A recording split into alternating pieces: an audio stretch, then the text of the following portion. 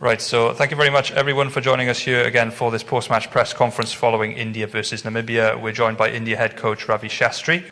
Hi coach, my first question is what is the best thing to have happened in this Virat Kohli Ravi Shastri era? It could be result, development or anything you wish to answer. I mean, just the quality of cricket this team has played over the last 5 years across all formats. The performances are there for everyone to see. When you perform in that fashion, where you go across the globe, across all formats and beat teams, then you know you're part of one great cricket team. And I'm not saying a great cricket team, India, I'm saying one of the great cricket teams in the history of the game. Because if you look at those kind of performances, they don't happen often.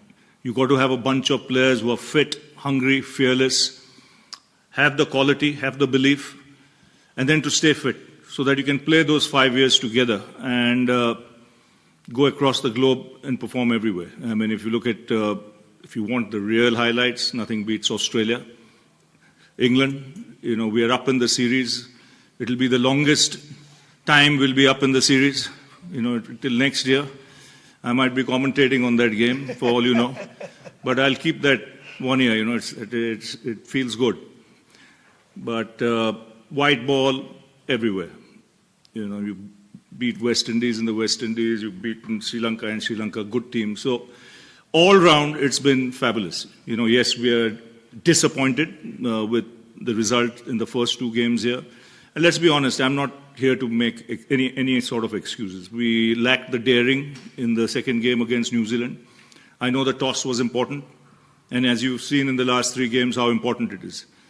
And I do feel it will continue to be important, though not as much now as the weather has cooled down a bit. But still, so it's something for the boys to learn, and they'll get an opportunity again next year, because not often you have World Cups in 12 months. So hopefully, you know, they'll go and kick some butt there. उनको chance मिलेगा अभी. Rahul Dravid है coach. You know, I wish him all the luck. He's a great player. He's got the stature. He's you know, done the yards as a coach to further take this team, you know, over the next few years and raise the bar. So I wish him all the luck for that.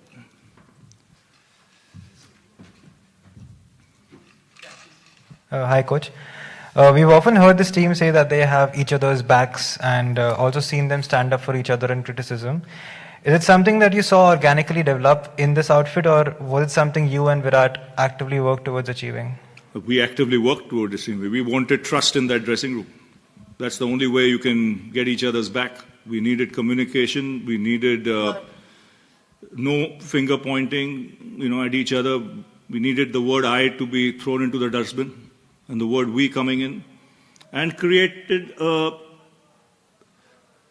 culture that had to be obeyed and followed. And with Virat leading the way, I mean, he's been one of the great ambassadors for the games, especially when you look at red ball cricket, the way he's embraced it. And it's allowed other players in the team to follow suit.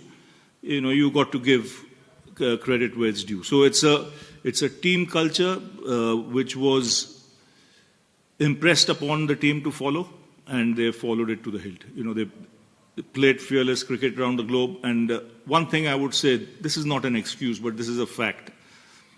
When you're 6 months in a bubble, this team, there are a lot of players in this team who play all 3 formats of the game. And in the last 24 months, they've been home for 25 days. I don't care who you are. If your name is Bradman, if you're in a bubble as well, your average will come down because you're human. This is not where something you just put petrol in the backside and then expect the guy to move on, you know,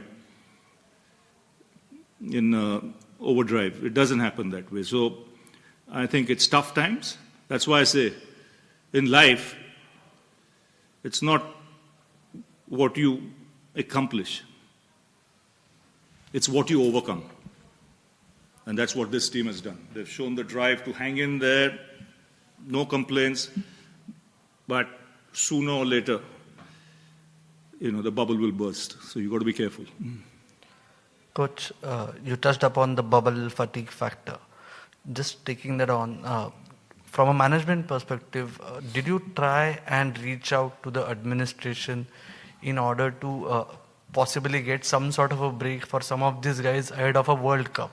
Or is it impractical to expect a World Cup being prioritized over IPL? I understand that See, the times will that's not my job, first of all. It was already done. That is something I'm sure the administrators, not just from India, from BCCI, it's the others around the globe who will also be looking at it to, before big tournaments, to ensure that there is a little bit of gap so that the guys are mentally fresh and ready to play. And in the last 5 years, have you actively worked on, or has Indian cricket reached a stage wherein if a player actually wants a break, he can raise his hand and can come back and grab his place back? Absolutely. The communication has been free. We've managed players, especially with their training methods and everything. And it's one thing, we were never short on communication. Everyone was free to speak. No one was treated as a junior.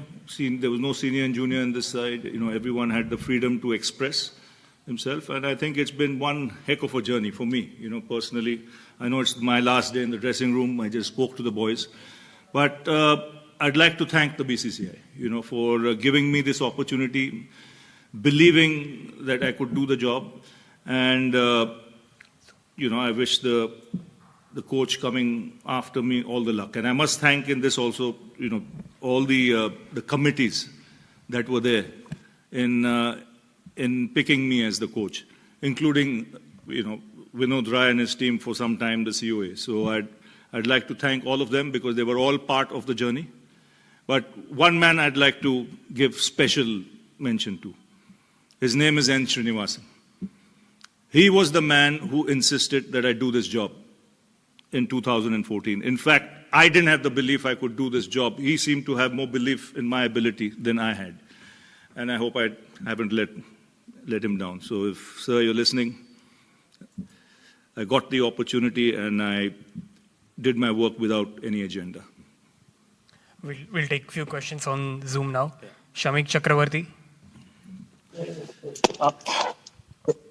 Hi, Ravi bhai. Congratulations on a great journey. Ravi bhai, do you agree that Indian cricket is a little too obsessed with World Cups and winning tests in England and Australia would trump any ICC titles? I wouldn't know how to answer that. For me, everything is important. If you're playing a big tournament, a big series, you play to win. So it's not happened this time. But it will happen another time for this team. They're far too talented not to, get something going or get something in big trophy in the hand soon. Just like they did in Australia twice. They're up in England now. The way they played white ball cricket in bilateral series. So somewhere down the line, things should go their way. The rub of the green should go their way. Srinivas Rao, you had raised hand, but I can see you. If you're there, you can go ahead. If not, Rasesh Mandani and then Kushan. No, I'm here. Okay, go ahead. I'm here. Ravi, a word on Bharat Arun's contribution as bowling coach of this Indian team. What we have seen post 2018 since the tour of South Africa and the kind of bowling unit that this team has, kind of gone on to put in place, arguably the best in the world. Fine is probably one of the, bowling attacks that India has seen. Your thoughts on Arun? See, I call him the guru of that department, and him and Sridhar have done an outstanding job. But I'll come first to Bharat Arun. He's been in the coaching space for almost 20 years now, if not more. And not only that, he's coached a lot of coaches. He's conducted a lot of courses, he's certified a lot of coaches, and then come to do this job. And that's the prime reason I picked him, because I wanted to pick people from my stable, which is the NCA, right? And I happened to be the chairman there for some time when a system was put in place. And that's the time guys like Sridhar and Arun came into the fold with Dave Watmore there, And his, I think, biggest plus point is his ability to communicate with the bowlers.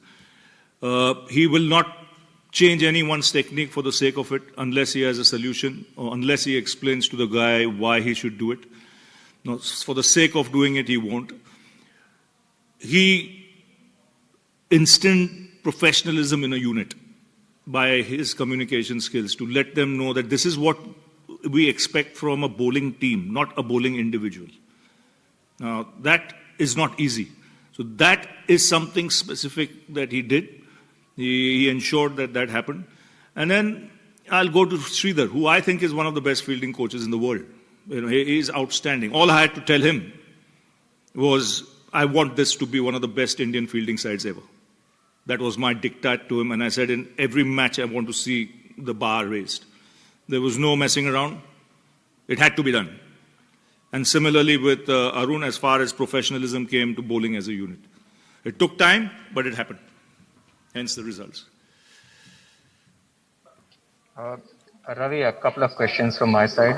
Firstly, which are the areas where you see India's T20 team needing to improve looking ahead and lead up to the next World Cup? And the next one, with Virat's decision to give up T20 captaincy, India will have separate captains for separate formats. How do you see that panning out? I think it's not such a bad thing because of the bubble and because of the amount of cricket being played.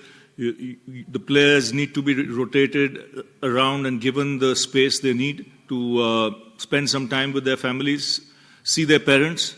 Because like I say, when a guy doesn't go home for 6 months, he might have his family with him. But if he's got parents and other family and you don't get a chance to see them, it's not easy at all. So I think it's not such a bad thing. And I think in Rohit, you've got a very capable guy. He's won so many IPLs. He's the vice captain of this side.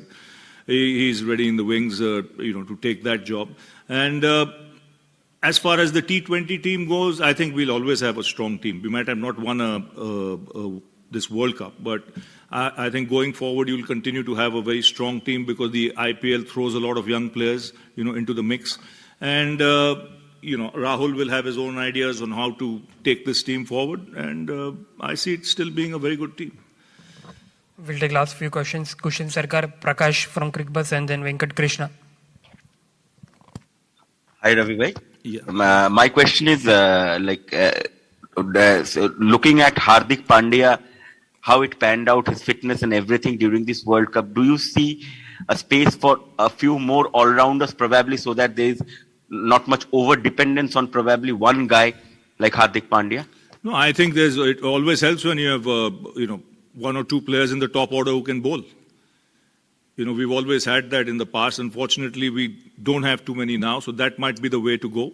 To ensure that in the top 6 you have a couple of guys who can roll their arm over, even if it's 4 overs between them, that will help.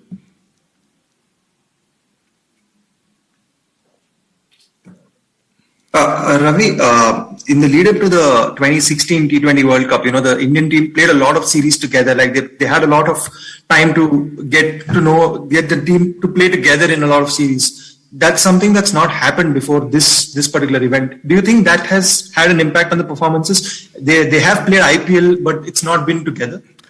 See, you can the cricket itinerary is so packed that you can do only one thing at a time. So at least they played some T20 cricket in the IPL. I just wish the gap was a little more. That's it. Coach, this is Venkat here. What is the one thing that you're going to miss going forward? And what is one thing that you think was missing in the rights during your tenure? I don't think anything. I don't look at the missing parts. I look at the part. There were 10 missing parts when I took the job. Now there are only 2. So that one. So that someone else can fill in the future. I'm happy with the 9 I got. I would have been very disappointed if I'd filled only 2 parts and 8 were vacant. Final question from the group here.